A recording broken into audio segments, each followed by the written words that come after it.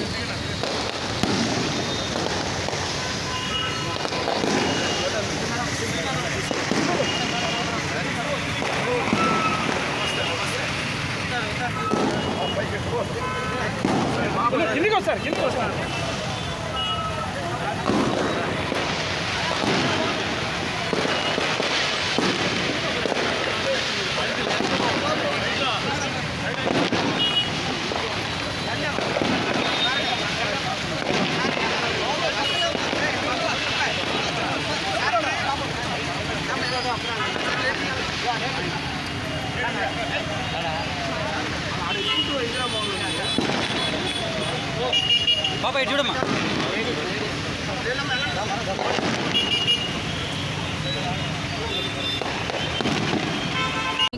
వాళ్ళకు కావాల్సిన భరోసా కల్పించడానికి ఇక్కడికి రావడం జరిగింది. రానున్న రోజుల్లో కాంగ్రెస్ పార్టీ బలపడటం చాలా అవసరం. ఎందుకంటే ఈరోజు ఆంధ్ర రాష్ట్ర రాజకీయాలలో ఉన్న మిగతా అన్ని పార్టీలు కూడా బీజేపీతో సత్సంబంధాలు పెట్టుకున్న పార్టీలే. చంద్రబాబు గారు, పవన్ కళ్యాణ్ గారు కూటమి కడితే జగన్మోహన్ రెడ్డి గారి వైసీపీ అక్రమ పొత్తు పెట్టుకుంది. అధికారంలో ఉన్న 5 సంవత్సరాలు కూడా జగన్మోహన్ రెడ్డి గారు రాజశేఖర రెడ్డి గారి కొడుకై ఉండి కూడా మోడీ గారికి దత్తపుత్రుడిగా ప్రతి బిల్లులోనూ బీజేపీ పార్టీకి మద్దతు ఇచ్చారు. అదానికి, అంబానీకి లేక మోడీ గారికి ఏ మేలు కావాలంటే అది చేశారు. మెడలు వంచి ప్రత్యేక హోదా తెస్తానన్న జగన్మోహన్ రెడ్డి గారు తమ మెడలను మోడీ కింద పెట్టడం జరిగింది. ఇక ఇప్పుడు కూటమి సర్కారు అధికారంలో ఉంది. చంద్రబాబు గారు ఇంతకుముందు కూడా బీజేపీతో పొత్తు పెట్టుకున్నారు. కానీ రాత్రి పడ్డ గోయిలోనే మళ్ళీ ఇప్పుడు పగలు పడ్డానికి సిద్ధపడ్డారు చంద్రబాబు గారు. మన రాష్ట్రానికి ఏ ఒక్క మేలు చేయని బీజేపీ పార్టీకి మద్దతు ఇస్తూ ఈరోజు బీజేపీ పార్టీ అధికారంలో ఉంది అంటే ఒక స్తంభంలా నిలబడిన వాడు చంద్రబాబు గారు. కానీ బీజేపీ గత 15 సంవత్సరాలుగా మనకు మోసం చేస్తూనే వచ్చింది. ప్రత్యేక హోదా విషయం అయితేనేమి, లేక ఏ విభజన హామీ అయినా కూడా ఇంతవరకు ఒక్కటి కూడా నెరవేరలేదు అంటే దానికి కారణం బీజేపీ పార్టీ ఆంధ్ర రాష్ట్ర ప్రజలకు పొడుస్తున్న వెన్నుపోటు. ఏ ఒక్క మేలు చేయలేదు. ఇప్పుడు పోలవరం ప్రాజెక్టు కోసం నిధులు ఇస్తున్నామంటున్నారు. కానీ పోలవరం ప్రాజెక్టు హైట్ మాత్రం 41 మీటర్లకే వాటర్ స్టోరేజ్ కుదించి వాళ్ళు ఫండ్స్ ఇస్తామంటున్నారు.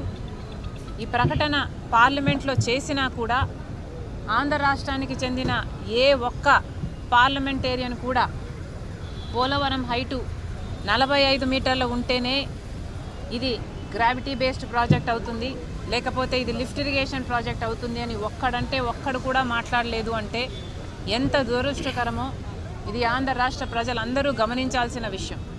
ఒక్కరికి కూడా బీజేపీకి వ్యతిరేకంగా మాట్లాడే దమ్ము లేదు. ఈరోజు ఒక రాజధాని విషయం చూసుకున్నా కూడా మనకు అప్పులు ఇస్తున్నారు రాజధాని కట్టుకోవడానికి. వాస్తవానికి విభజన హామీలలో ఒక హామీ రాజధాని పూర్తి నిర్మాణ బాధ్యత కేంద్ర ప్రభుత్వానికి. కానీ ఈరోజు వివిధ సంస్థల ద్వారా అప్పులు ఇస్తామంటున్నారు తప్పితే పెద్ద పెద్ద మాటలు ఇంతకుముందు చెప్పారు. న్యూఢిల్లీని తలపించే రాజధాని కట్టిస్తానన్నారు. కానీ ఇప్పటి వరకు కూడా ఒక్క మేలు కూడా చేయలేదు. ఆఖరికి విశాఖ స్టీల్ కూడా ఎప్పుడు ప్రైవేటైజ్ అవుతుందో అని బిక్కుమంటూ అక్కడ వాళ్ళు కూడా బతుకుతున్నారు. ఇప్పటికీ కూడా విశాఖ స్టీల్ ప్రైవేటైజ్ చేయబోము అని వాళ్ళు పార్లమెంట్లో చెప్పిన మాట వెనక్కి తీసుకోవడం లేదు బీజేపీ. ఇంత అన్యాయం చేస్తున్నా కూడా చంద్రబాబు గారు, పవన్ కళ్యాణ్ గారు అదే బీజేపీతో కూటమి కట్టారు. నిన్న సభలో చూస్తే కూడా వాళ్ళు గొప్పలు చెప్పుకోవడమే. సంవత్సరం రోజులైంది అధికారంలోకి వచ్చి. డబుల్ ఇంజన్ అంటున్నారు. నిజంగానే డబుల్ ఇంజనో లేకపోతే ట్రబుల్ ఇంజనో వాళ్ళకు అర్థం కావటం లేదేమో, కానీ జనాలకైతే అర్థమవుతుంది. సూపర్ 6 అన్నారు, సూపర్ ఫ్లాప్ అయ్యే పరిస్థితికి వచ్చింది. ఇదే రీతిలో పోతే మాత్రం సూపర్ 6 ఎలా అమలు అవుతుందో చంద్రబాబు గారు ఆంధ్ర రాష్ట్ర ప్రజలకు సమాధానం చెప్పాలి. అన్నదాత సుఖీభవ అని పథకం కింద ప్రతి రైతుకి 20,000 రూపాయలు ఇస్తామన్నారు. సంవత్సరం గడిచిపోయింది, ఒక్క రైతుకు కూడా ఇవ్వలేదు. ఇవ్వాల్సిన రైతులు దాదాపు 80 లక్షల మంది అయితే ఇస్తున్నది మాత్రం 45 లక్షల మందికి. ఇలా ప్రతి పథకంలోనూ, లేకపోతే అమ్మఒడి అనే కార్యక్రమం అయితే ప్రతి పిల్లాడికి ప్రతి చైల్డ్కి 15,000 రూపాయలు ఇస్తామని చెప్పారు. కానీ ఇంతవరకు ఒక్కరికి కూడా ఇవ్వలేదు. ఇక మీదట ఇస్తామంటున్నారు. అది కూడా 20 లక్షల మందికి. 87 లక్షల మంది ఉంటే 67 లక్షల మందికి మాత్రమే ఇస్తామంటున్నారు. ఇలా ప్రతి సూపర్ 6కు చెందిన హామీలో మీరు కోతలు పెట్టుకుంటూ పోతే మరిది అమలు చేసినట్టు ఎలా అవుతుంది అని అడుగుతున్నాం చంద్రబాబు గారు. నిరుద్యోగ భృతి ఇస్తామన్నారు. ఈ హామీ చంద్రబాబు గారు ఇంతకుముందు ముఖ్యమంత్రిగా ఉన్నప్పుడు కూడా ఇచ్చారు. అప్పుడు ఎగ్గొట్టారు, ఇప్పుడు కూడా ఎగ్గొడతారు అని అనిపిస్తుంది. 3,000 రూపాయలు నిరుద్యోగ భృతి ఇస్తామన్నారు. ఇప్పటి వరకైతే అసలు దాని గురించి ఊసేలేదు, అసలు మాట్లాడమే లేదు చంద్రబాబు గారు. మహిళల మహాశక్తి పథకం అన్నారు. ప్రతి మహిళకు, పేదవాళ్లకు దాదాపు 2 కోట్ల మంది ఉంటారు మన రాష్ట్రంలో. వాళ్ళందరికీ కూడా నెలకు 1,500, అంటే సంవత్సరానికి 18,000 రూపాయలు చంద్రబాబు గారు ఇస్తామన్నారు. ఇది చాలా హెవీ బడ్జెట్ స్కీమ్. కానీ ఇప్పుడేమో P4కు లింకు పెడుతున్నారు. ఎలక్షన్లప్పుడు మీరు చెప్పలేదు కదా P4కు లింకు పెడతాము అని. మరి ఇప్పుడు ఎందుకు లింకు పెడుతున్నారో చంద్రబాబు గారు సమాధానం చెప్పాలి. మొత్తం అంతమంది మహిళలకు మోసం చేయడానికి సిద్ధపడ్డారు చంద్రబాబు గారు అంటే మరి సూపర్ 6 సూపర్ ఫ్లాప్ అయ్యింది అనక ఏమనాలి? చంద్రబాబు గారే సమాధానం చెప్పాలి, కూటమి సర్కారే సమాధానం చెప్పాలి. గ్యాస్ సిలిండర్కు సంబంధించి కూడా అరాకొరా ఇస్తున్నారు.